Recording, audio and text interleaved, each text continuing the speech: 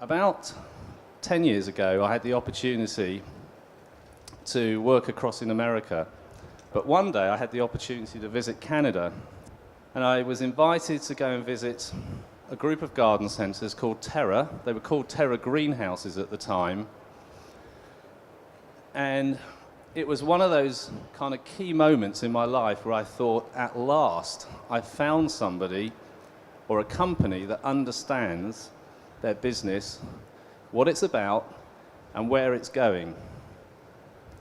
With no further ado, I'd like to hand over to Bill. I'm sure he's going to do his own introductions. Maybe? I think you covered it. I covered it. Bill's also here with his partner in the business as well, Andrew Peppertone. Andrew, can you just introduce yourself? Andrew's the general manager for the garden centre, 4 garden centres. And the great thing about having the guys over is at the end of today's show, we're going on a road trip to visit British garden centres and then going to go down to London and see a little bit of London retail and introduce them to a bit of our British hospitality, whatever that involves, as we'll figure that out as we go along. But in any case, with no further ado, Bill Bone. Thank you. Thanks, John. This trip has been full of a lot of firsts for me, and the most recent one is no one has ever introduced me all the way through the opening video. It's never taken that long. So congratulations, John. We're here to talk a little bit about some of the things that we've done to reinvent ourselves. And every once in a while, you need to reinvent things. And this story begins probably about 4 years ago now, when we started looking at our industry, and in particular our business, and watching our customers, or who we wanted to be our customers, shopping at mass merchants. And I think over here it's B&Q, at home it's Home Depot. So if I mention some company names you're not familiar with, you want to put your hand up and stop me, that's great. I'll rewind. We started losing younger customers to grocery stores. So we had to take a look at ourselves and say, why is this happening? Who is our community? Who's still shopping with us? Why aren't new people shopping with us? Why isn't the industry growing? What can we do to get ourselves to grow? So we thought long and hard about that. We did a lot of research into it. We came up with a lot of ideas, and I had opportunity to go to Australia. And I spent 3 weeks touring Australia speaking with John Stanley. And basically what I did was I floated the ideas that were the seed for what you're going to see today up in the air down there for some reality check from industry people. Learned a lot from them. Put a lot of changes and thought back into it, came back, delivered the message to our team, and implemented it. And now 3 years later, I'm here to tell you the story of how we did it and that it worked. So if we start with a bit of an understanding about branding, because a lot of people are confused about brands, because you all recognize these brands. And a lot of people believe a brand is a logo. And you got to get that out of your head, because tons of people spend way too much money getting somebody to draw them a nice logo because they think they need a brand. It's all about what it stands for. And it doesn't have to be the best. But it's a belief system, it's a value system, it's a commitment or a promise, a covenant you make with your customers or your soon-to-be customers. Does anybody not recognize these logos? Does anybody not recognize these brands? Does anybody think Budweiser's good beer? Does anybody think you're going to get a great meal at McDonald's? Anybody think that Coca-Cola is good for you? But these are world-leading brands. You know, Budweiser alternates with Coors Light as the #1 selling beer in the world. There's Germans in here that would flip out at that thought. You realize yesterday, after watching one of these seminars, I got thirsty and I went in here for a beer and I looked up on the shelf and I saw Beck's from Germany and I saw Budweiser from America and I saw Stella and I saw Peroni from Italy, and I asked, don't you make beer in England? Because this is a local show and it's about local, right?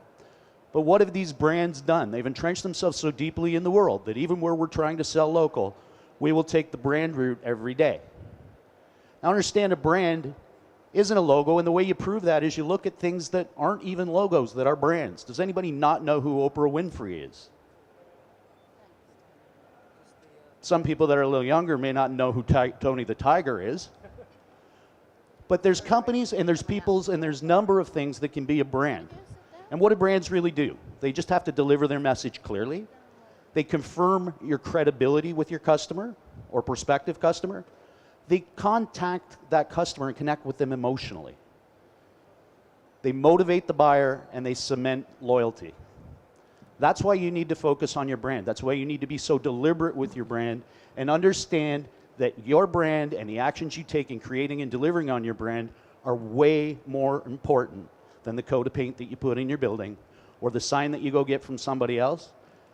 I'm looking forward to touring garden centers in the UK because when I tour them in the United States, I'm always amazed because about 25 feet in the front door, I don't know where I am because I don't see the garden center's name anymore. And no offense, but I see Scott's and I see every other supplier that was willing to give them some swag. Okay? Never lose your identity. When you want to use that POP material, which we do with Scott's all the time, we do it with Shurich, we use that POP in cooperation with our brand, consistent to our brand, delivering on the promise that we're going to make. So we're going to talk a little bit about what is a brand, and I think David Ogilvy, a famous American advertiser, said it the best. It's the intangible sum of a product's attributes, its name, packaging, and price, its history, its reputation, and the way it's advertised. I don't see the word logo anywhere in there. And if you want to do yourselves any real serious favor, if you're thinking about the need to reinvent yourself, go online, Google brand. Understand what a brand is. You can read white papers till you go blue in the face. Read that. Think about that and think about what it means in your business and think about what you can do to protect your brand. It's the most important thing you have. Are there any owners in here? Garden center owners? Remember also that when you put that brand into effect, the biggest compliment you can pay one of your team members is to ask him to wear your shirt. And that's very important that you sell that brand and promote that brand within your teams so that they understand why you're doing what you're doing. And if you're one of the members of the team out there, understand from leadership, what is our brand? Why are we doing this? And make sure that you grow that pride in wearing that uniform. So why did we change? Well, there were some startling facts in the market that we discovered. Some of these you may not be experiencing. Some of them you might. But gardeners are getting older. Does anybody notice that? Is that happening here in the UK as well? Consumers are becoming more discriminating. Traditional garden centers in North America in the 60s were getting 16% average annual increases. Now it's less than 1%. The world has changed dramatically and so have lifestyles. Who could have imagined smartphones 30 years ago? Garden centers are becoming less important because the customer wants more. That's why they're shopping where they can get more. That's where they're shopping, why they're shopping, where there's furniture and power tools, hardware, grocery. Vegetables, fruit trees, fresh herbs becoming more significant again. You're watching that trend happening here? Edibles?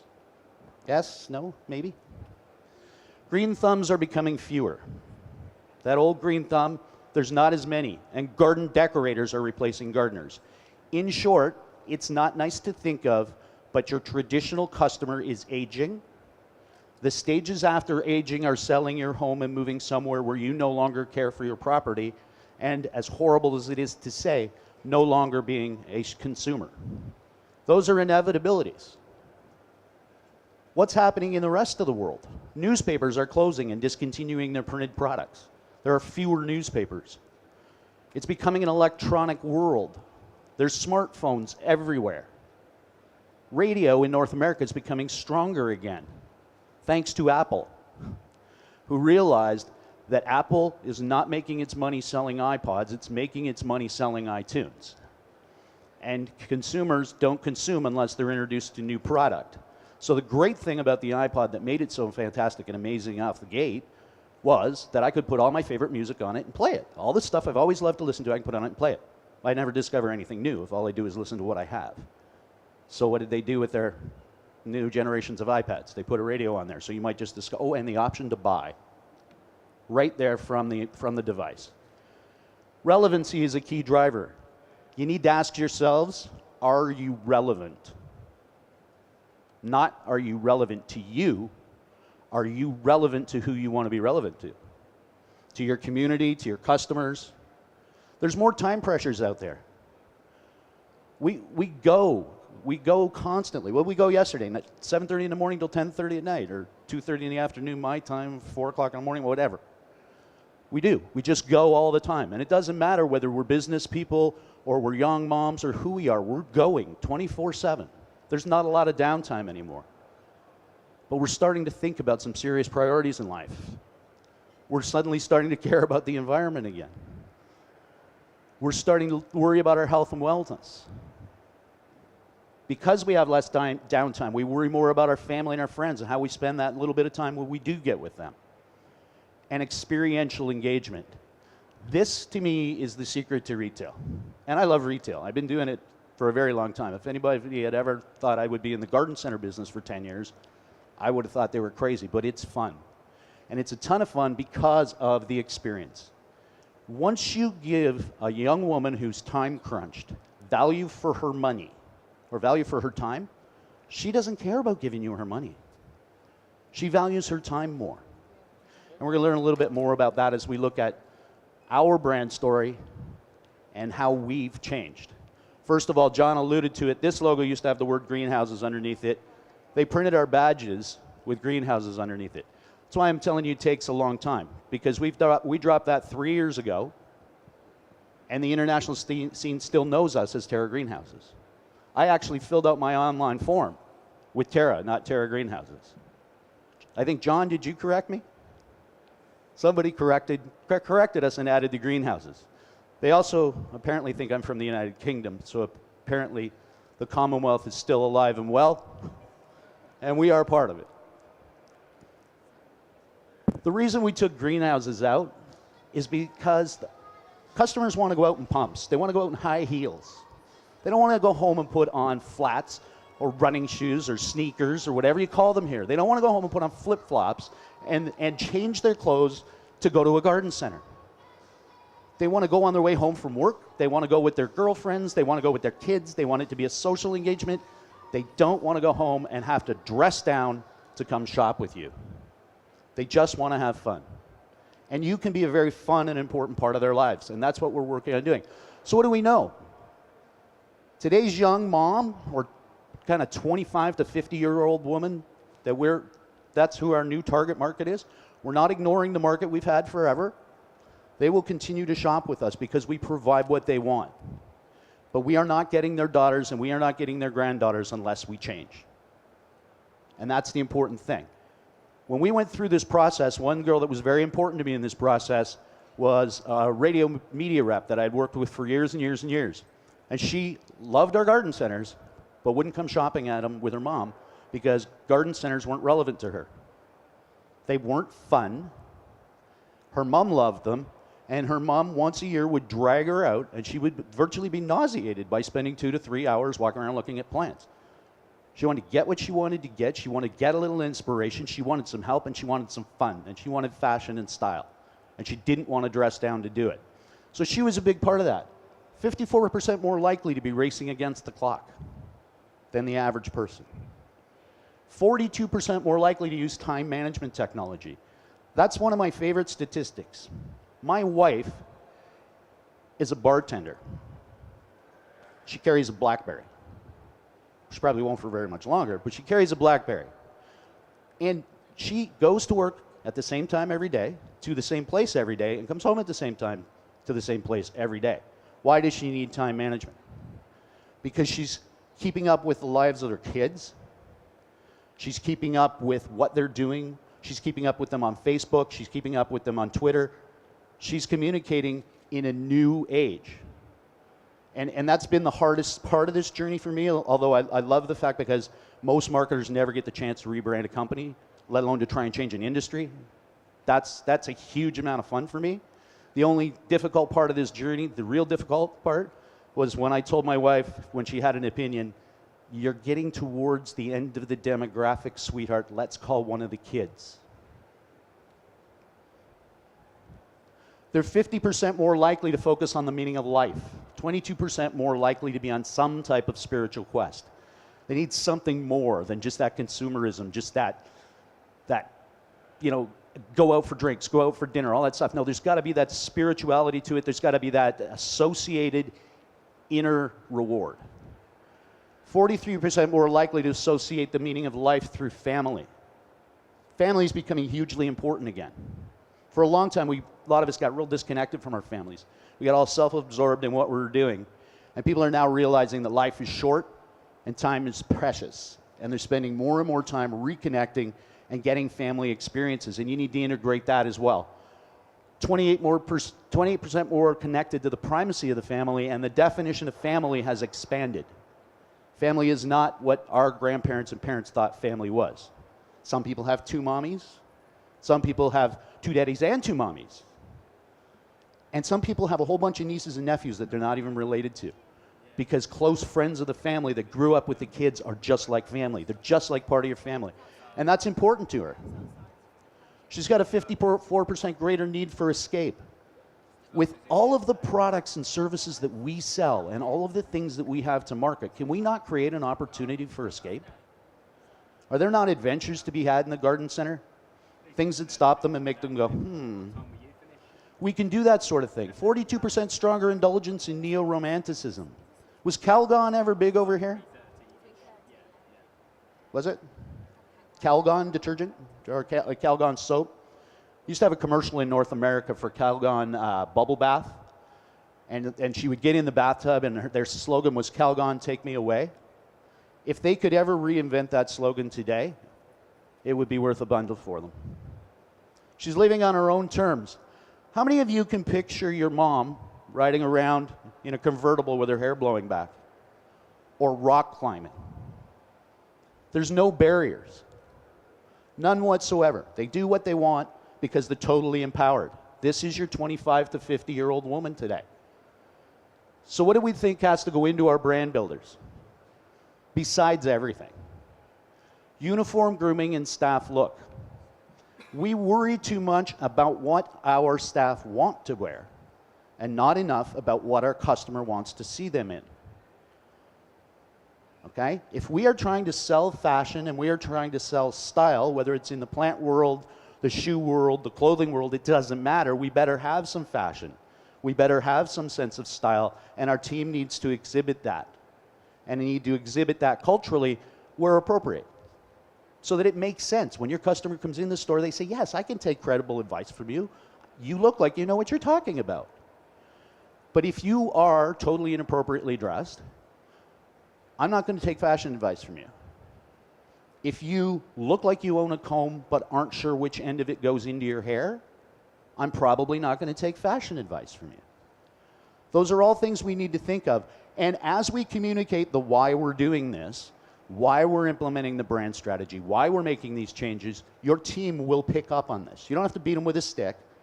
Your teams will learn, as long as you communicate, that they need to implement some brand consistent behavior. The attitudes of your staff. Have you ever gone for a drink and had a grumpy bartender? Right? Is that right? That's just crazy. I didn't come in here to hear your problems. I might have come in here because I had my own. Right? Leave your baggage at home. The only time you take your baggage with you is when you're traveling. Your teams need to know that, and we need to lead our teams in that direction, because we need to leave our baggage at home when we're dealing with our teams. Music, the scent, the atmosphere in your garden center. One of the things that amazed me most, I don't know if John Stanley's back here yet, but when we were in Australia with him, the thing that amazed me the most there, every garden center smelled like chicken poop. Every garden center, and some of the grocery stores, because their horticultural department was selling it. And they didn't bother to put those bags on skids outside or find some way to contain the broken bags. No. They just left it in there. So is smell important? Yeah, because of all the garden centers we saw, when we had some fabulous meals, there's some great garden centers there, but the one thing I remember most is Australian garden centers smell like chicken poop. So hopefully I don't find that the UK ones do. Am I going to find that? Okay. Signage. Signage is awesome.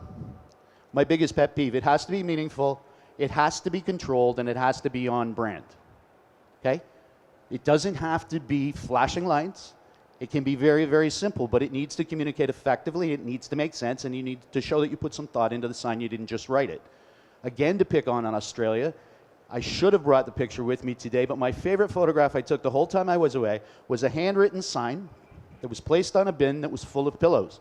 And it said 50% off all pillows in this dump bin. Now, as I later came to find out, dump bin translates out of Australian into the garbage can in Canadian.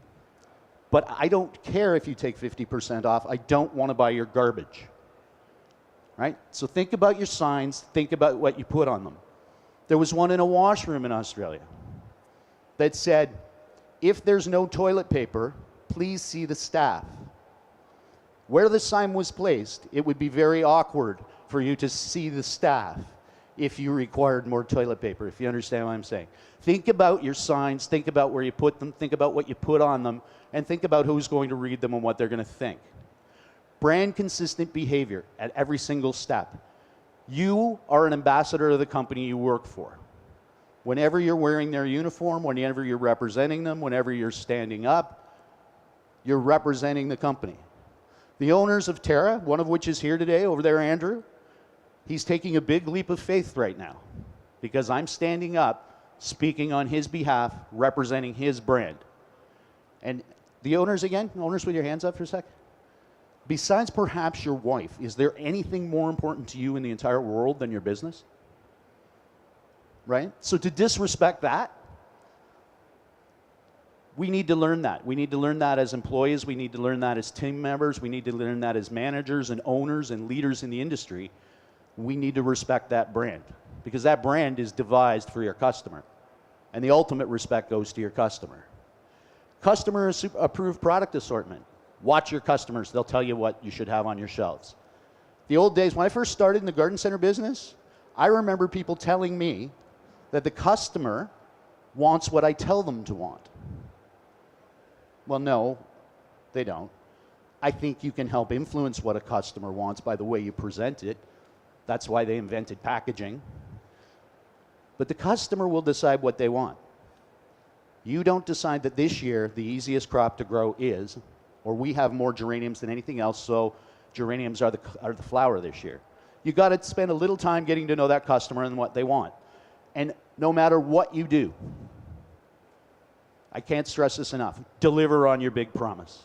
When you go out there and you decide to start marketing, however you decide to start marketing, however you decide to communicate that brand message, please make sure that your teams are prepared to deliver on the brand.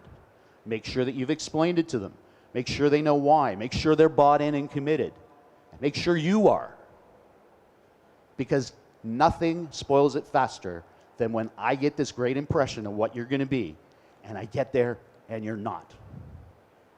And if the managers of the Hilton here in Birmingham were sitting here right now, we could have that conversation in more detail.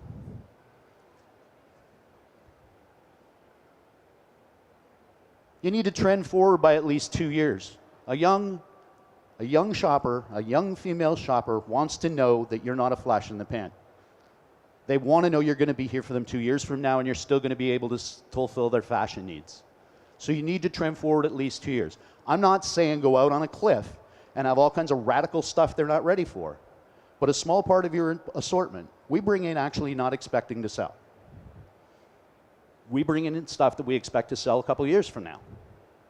Because we know that our market is not necessarily ready for some of the stuff that we've seen here at Glee. But does that mean we're not going to bring European product into our garden centers? You got to be seasonally correct. Don't do a Christmas clearance in July, please. We've done it. It's embarrassing. It embarrasses your customer, and it attracts cheap consumers. That's what it does. Theater and entertainment. Put on a show. Have some fun. You know what? It's way more fun to be working in the environment when you're having fun. And when you're allowed to express yourself and when you're allowed to tell stories, because everybody's got stories. Most of them are fun, at least the ones they choose to tell. Develop storytellers. If you've got those few people in your staff that are good, that can really communicate some, I've heard some fun stories at dinner last night of examples of storytellers that we've run across, and I'm sure you've all ran across one or two in retail, whether it's in your own garden centers or out of the industry altogether, people who just really kind of made you smile. Well, that was neat. She was quirky, whatever. Encourage that. Because The ultimate thing you want is not to be the garden center of choice. You want to be my garden center, right? You ever hear the old theory of I got a guy? Do you guys say that over here? No? We say that all the time, right? You need new tires? I got a guy. You need a new TV? I got a guy. Oh, you're getting married. You got to go see my jeweler, right? My garden center. That's what you want to be. That's what you need to connect with. Every seat in the house is first class, right? Nothing irritates me more than when I walk into any retail environment on a Monday morning and place is a disaster. It looks like a bomb went off, and they look at me and they apologize because they know that they've screwed up, and they say, "I'm sorry, sir, we had a busy weekend." Well, good for you. So did I. That's why I didn't get here till Monday. Right? Some people work Saturday and Sunday. They don't expect your best behavior and your shining star to only be Saturday and Sunday. Be ready when you open. Is that too much to ask? Seriously, I go mental when I walk into a garden center at 8:15 and they're taking frost cloth off and they're sweeping floors.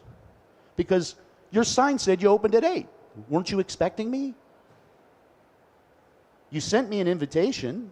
If I invite you to my home for 4 o'clock on a Saturday afternoon for cocktails and dinner and you walk in and I'm in my underwear vacuuming, you're going to go like, do I have the wrong day? So how is it that it's okay for a retail store to be getting ready when the doors open? You should be ready. You invited them. Identifying and pleasing your target customer. Know who she is, know what she wants. And for those of you with multiple stores, let them have a personality. Each store could be a unique expression of the brand. We have 4 stores, a couple of which are smaller, a couple of which are really, really big. They cannot be the same. They have to have their own personality. So what does this brand need to do? It needs to grow with the customer. Because it needs to change as that customer matures through her life cycle, and it needs to adapt to her daughter when that time comes. Maintain a great destination. Let's face it, most of us are not a shopping mall. Most of us are not a necessity item. We're a destination. Make sure that you're a great one. Appeal to your target customer. We all know she wants experiential, holistic, natural, green, local. We know those are the things she wants. Give them to her. And touch all of her senses. Because how much of a sensory experience is this? Hi, can I help you? That didn't get me going. I didn't smell that. I didn't feel that. There was no energy in that. We naturally, by nature, we sell product that smells good. So now that John's back, I'll ask again, why do Australian garden centers smell like chicken poop? The customer experience is equal to the product mix plus the merchandising plus the service. And you can't miss on any of them because it's got to add up. So it's a third, a third, a third. You got to have the right product mix. You got to put it in front of the customer the right way. And you got to service that customer the way the customer wants to be serviced. Now, sometimes that's going to be hands-on, in their face, holding their hand, working with them and taking them all the way to the end point. Sometimes that's just going to be helping them get a cart, so the buggy, so they can shop by themselves. But deliver on the big promise, whatever you do. We have this fun little joke at Terra because when we began this journey together, the company refocused somewhat. It was an owner-operated company, and now it's board members own it, and managers operate it. So we have a group of senior managers. So it's no longer all family operating this garden center. Like, anybody else here have that family garden center experience? How fun is that? It's fun, right? Christmas dinner is the annual general meeting. You got to do everything. Yeah. This family realized that if this business was going to grow, they had to bring in people that weren't horticulturalists and didn't necessarily share their last name. I got a secret for you. You know what I know about plants? Roots down, green side up. That's it. That's all I want to know about plants.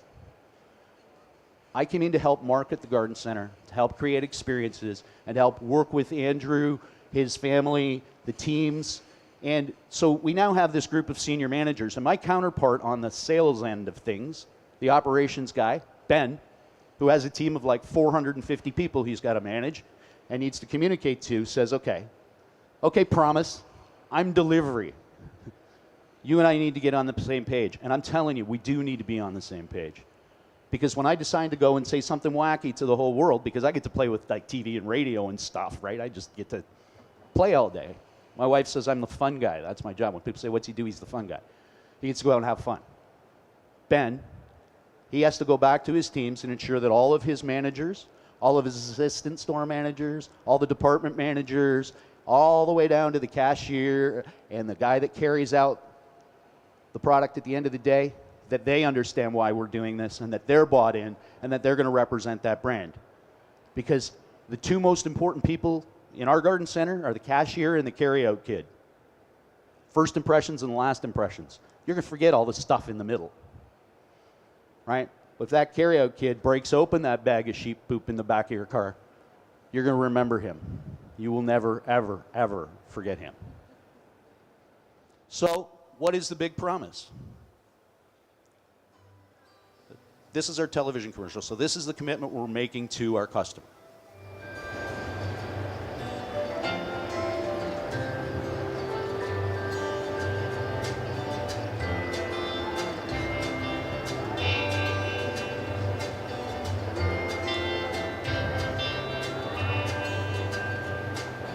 Come and explore the new Terra, where color lives. So that was the commercial we put out there to tell our customers Terra has changed. Okay? That wasn't your typical garden center shopper that you saw in that commercial. That wasn't your typical music for a garden center commercial in North America. That wasn't your typical product shots from garden centers in North America. It was based on lifestyle, and it was making a new promise to the customer. So what Ben's job was to then, together with me and Andrew and the rest of the team, was get out there and explain to our team before this hit the air what we were telling the customers was our new story, so that they can be ready to deliver it, so that they can buy in on it. They don't need to vote on it. When you decide what you want to be, make sure you're going to be that, but make sure that they seek that knowledge and make sure that you provide it for them so that they can understand what's going on. Then we took a look at the product mix. What's going to go into this big promise? It needed to be local. We know it needed to be local, like the Budweiser they sell over here in the restaurant. Nourishing our bodies. Vegetables are important. Lotions, creams, herbs, aromatherapies. Enhancing their lifestyle. Fashion, decor, trending forward. Understanding your business drivers. Live goods, home and gifts, services. You guys may have other categories here. This is what we broke it down to say, what are our business drivers going to be? And within those categories, what are those drivers? How do we merchandise those drivers? And how do we make sure that with seasonal correctness, we present those products to our target customer in the best possible light at the best possible time? This is some shots of our production facilities. We make sure our customer knows that local is 200 feet away. We have growing space where we grow for our own needs. More shots of productions, producing Christmas liners, taking care of hanging baskets. Nourishing our bodies. New ways to show the use of food. What's wrong with mixing food and color? Why can't you put annuals in with herbs? Is that taboo? Maybe if you didn't know that's what we're doing, if we put some cutlery in it, that'll help. Finding new ways to put those products in front of the customers. Things that make them stop and go, wow. Or make them stop and think. The fresh herb stands, the lotions, the creams. Enhancing lifestyle.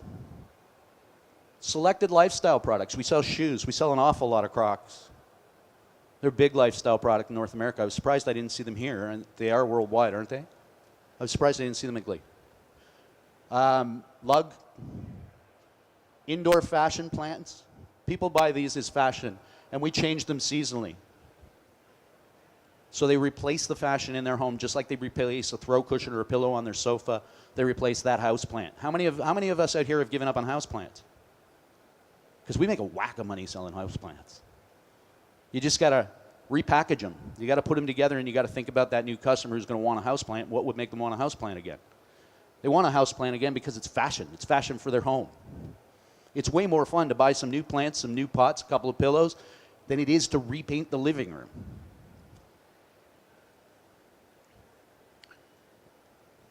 Some more lifestyle merchandising shots. We have a lot of fun with showing people what they can do, trying to give them ideas of new colors they can use, new ways to use colors, new ways to use the plants, ways to change up your front door seasonally. Knowing your drivers, making sure they're out front at the right times of year. I talked about houseplants and fashion statement with houseplants. Right? Getting the right fall product up as we move into the fall season. Patio furniture, fashion pottery.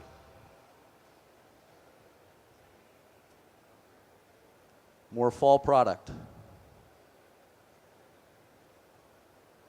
Showing the lifestyle. Why would I use, what do these bags do for me when they're hanging on a rack? Nothing. Get something out there. Get photo opportunities. Get graphics. Get elements of color that encourage people to understand how they can use this product, to imagine themselves with that product or their children with that product.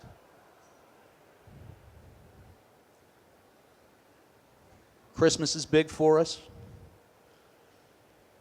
You guys do a lot of this over here, the pre-arranged planters, changing out planters for Christmas, seasonally. You're a quiet group. This is nothing like America. When I speak in the United States, I can't even hear myself. Visual merchandising. I mentioned that merchandising was a huge part of the customer experience. We took a look at what we were going to put into that merchandising. First thing it had to do is create a compelling environment for the customer. After all, that's why we're doing it, right? Inspire and or inform them. Give them inspiration or give them knowledge. Give them something they didn't have before they saw your display. Shock broca. Mix the familiar with the unexpected. That stops people dead in their tracks because it's human nature, right? We want to be able to explain the unexplainable. You know, when you see the really big guy walking the really little dog, your brain automatically just looks at that. And it tries to figure it out, it tries to understand it. You seek more knowledge on it because you look at it longer. The incident will actually transfer to your long-term memory faster. Look at your displays and say, am I shocking broca? Am I doing something in my display that just makes somebody stop and go, huh? Oh, I get it. That little bit of pause that they do, that will take you a long way. At certain times a year, it's not necessarily shopping. It could be exploration, discovery, it could be an escape, it could be just relaxing. There's a 6-week window in our business that's not like that, because that's where I got into the one challenge when I said, I want to slow all our customers down and get them to linger longer. Well, our season can be a little wacky. So the second week of May is Mother's Day. And from then for about 6 weeks, all we need to do is get them in and get them out. I wish they wouldn't stay as long. We need parking spaces. We need customer carts or buggies. And we need cash registers. And you need to recognize that. I don't say that to be, funny or trite about it. I say that because I need to know that the customer that's in our store at that period of time doesn't want an experience. They want a buggy full of product. They want fertilizer. They want what they want. And they want to go home and get at it. And I'll show you something we do on that weekend to celebrate a little sooner. Create some curiosity. Transport customers to a new reality. Take them someplace. And at those times of year when it's appropriate, slow them down. It's about the experience. So I'm just going to go through some pictures here because I'm not too pressed for time. This one was fun. Our visual merchandising manager that works in my department came to me one day. She was stuck. She said, I need an inspiring idea. And I said, how about paper dolls? And again, I realized that I really need to know our target market because she looked me in the eye and said, "What's a paper doll?" So we went online and we Googled it, and she learned about paper dolls. And we had a lot of people, 30-something, stopping in their tracks going, "I remember these." So you just create a little something fun for them. Take them somewhere they didn't expect to go when they walked in your front door. Have fun with it. Use color. You can take product, and no offense to the folks from Scott's, but what's more boring than grass seed? But you can make it fun. You can put it together in fun ways that keeps interest. Because you know what?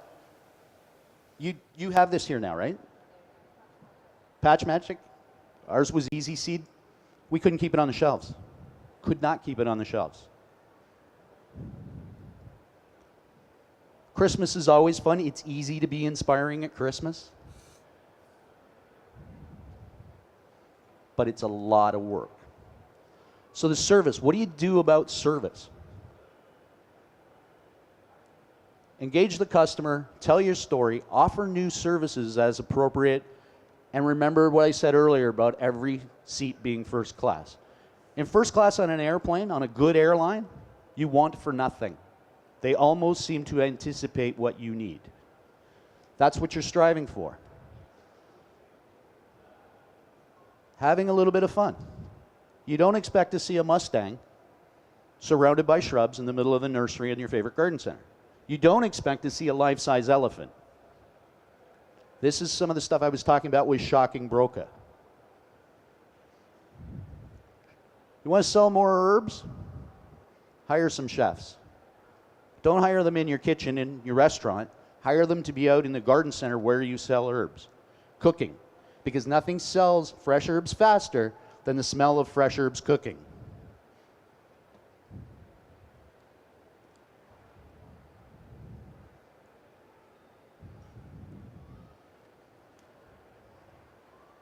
Don't be afraid to let people express themselves. This is one of our staff. He wasn't asked to do this. He took it upon himself for our Christmas open house weekend. We have a mix and mingle weekend where we kick off Christmas with all our customers. He chose to do that.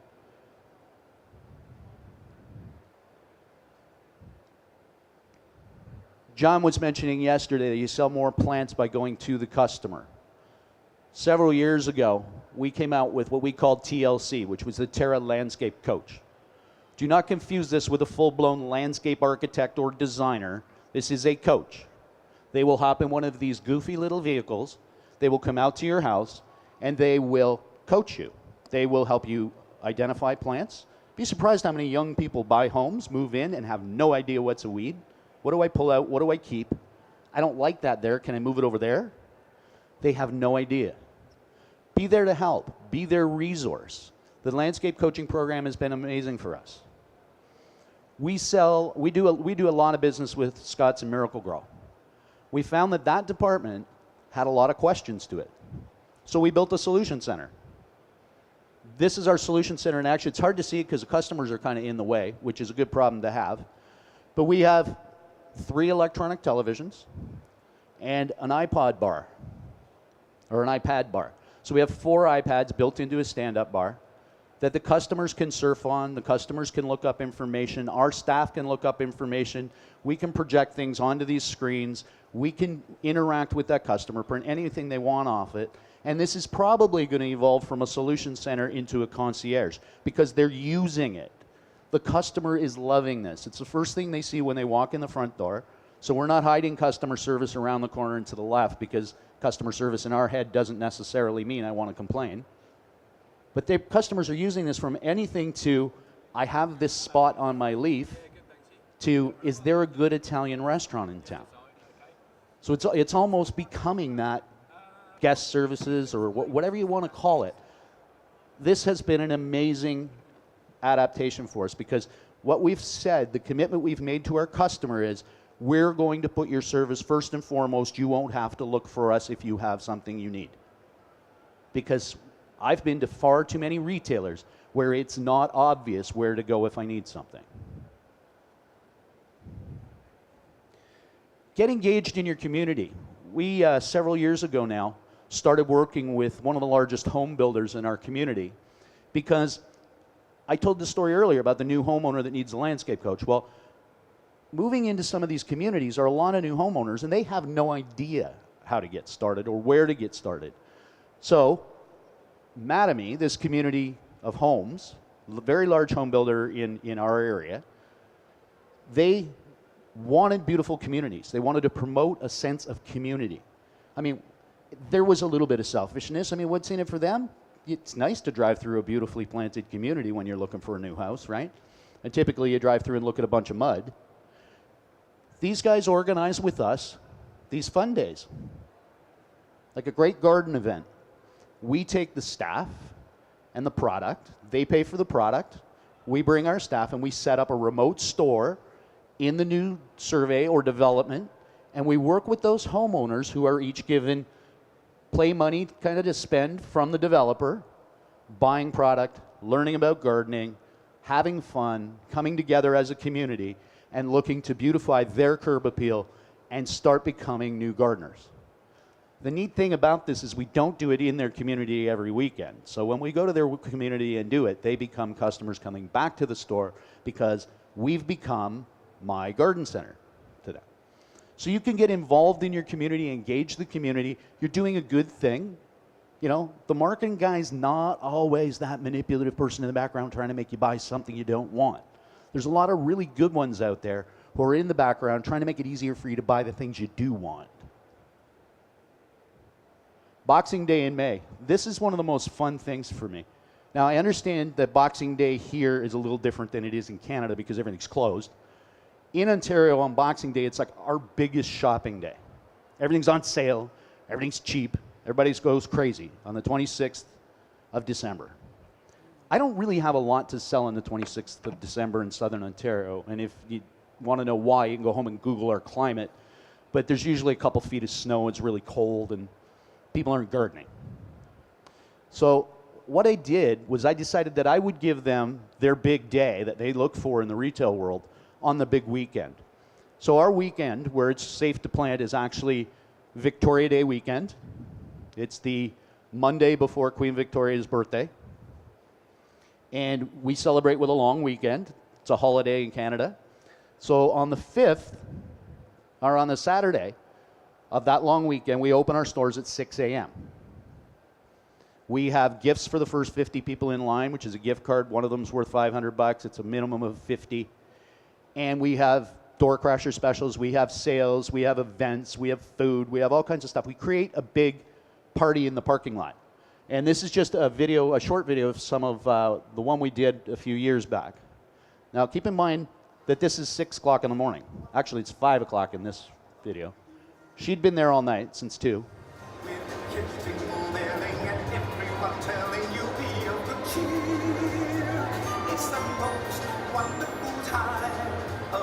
She just won $500. It's the happy season with those holiday greetings and gay happy meetings when friends come to call. It's the happy. The interesting thing you'll see here is the lineup of people standing in the line. It had just stopped raining. It had rained about an hour or two solid before that. People had been camping outside in the parking lot. They were soaking wet, and they were singing to the music that was playing. They were dancing in puddles. They were laughing and joking, and this was a few years ago. I went to our store this year, and the people in line were sharing coffee at 4 o'clock in the morning when I arrived. They were sharing coffee and saying, I haven't seen you since last year. How's the kids? What's new? These people meet in our lines and develop a sense of community on that weekend and that event. You can have a lot of fun and still make money. So how do we tell everybody about it? I'm still a very big believer in traditional advertising, print, radio, television. The digital media is becoming more and more of a factor. Twitter, Facebook, YouTube, webcasts, podcasts, blogs. Probably the 4 big ones now: Facebook, Twitter, Pinterest, YouTube. We use them all, but I still like to drive through traditional advertising. Get the message out there, because I need to create that sense of community to have people want to make me their friend on Facebook.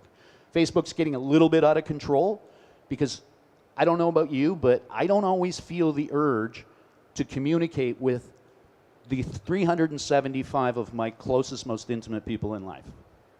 Friend used to be a word that I reserved. And there's people waffling on both sides of that fence right now because friend is losing meaning. The other thing that's happening is that Facebook is making some changes to the way they go about delivering their business model. So what we need to do is understand social media is awesome. Social media is not free media. Don't confuse that.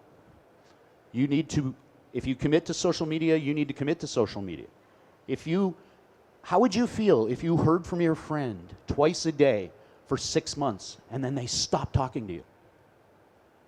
Well, that's what happens when the same guy that does the Facebook updates shovels the snow and you have a major storm. So he doesn't talk for a day. Everybody wonders what happened. You need to commit and be committed to which ones you're going to do. Take it slow. I highly advise using it. I just say be very careful with it and don't think it's your savior because you need to drive eyeballs to those clicks. Clicks are the future, but you've got to drive the eyeballs there, and the eyeballs are still in a lot of the traditional medias. The other thing we did was we took on a secondary brand called Terra at Home. Terra at Home is a brand developed for the younger user. It's a television show. We have Terra at Home deployed on the website. It's a private label. We write a weekly newspaper article for the daily paper in town.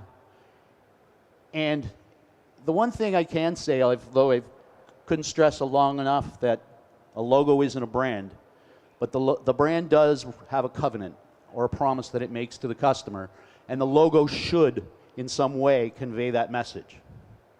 So what we've done here with this logo is we've put the @ symbol in there for the newer generation. It's Terra at Home. It's the @ generation.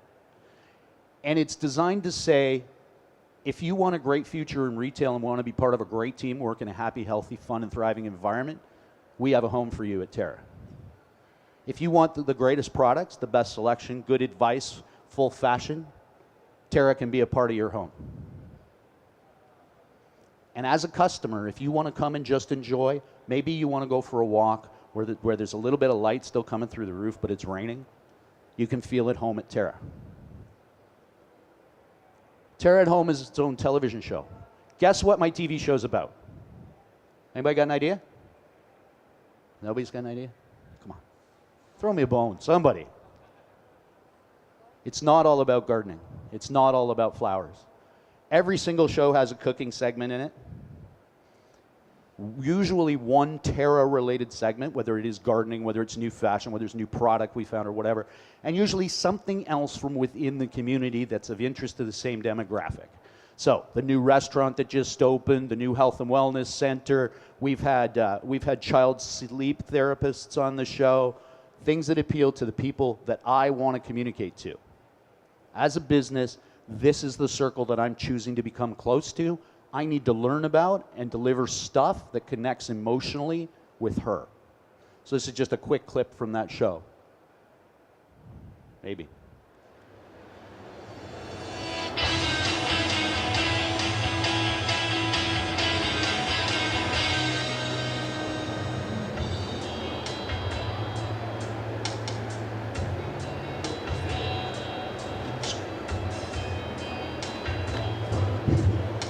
Good morning, welcome to Terra at Home. We're down here in beautiful Fenwick actually this morning. I'm here with Colleen from Terra, and we're at Willowbrook Nurseries, which is one of the growers of medallion plants.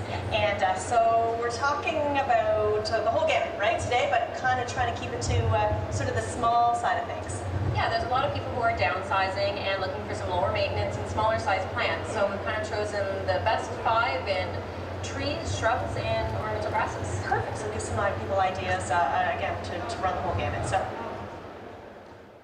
This show airs weekly on CHCH, which is a regional television station in our area, so it serves our whole market area, as well as it's on YouTube and available through our Facebook page and our homepage. And I did it, 1 o'clock. Thank you, everyone.